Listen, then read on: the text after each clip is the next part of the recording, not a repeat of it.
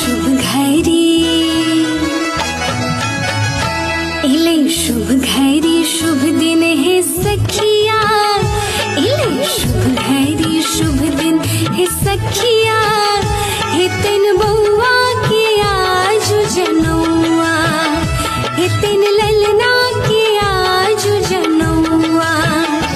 इले शुभ घड़ी शुभ दिन है सखिया इले शुभ घड़ी शुभ दिन है सखिया हे तिन बउआ के आज जनौआ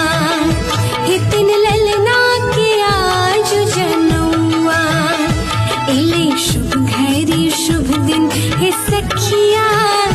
इले शुभ घड़ी शुभ दिन है सखिया हे तिन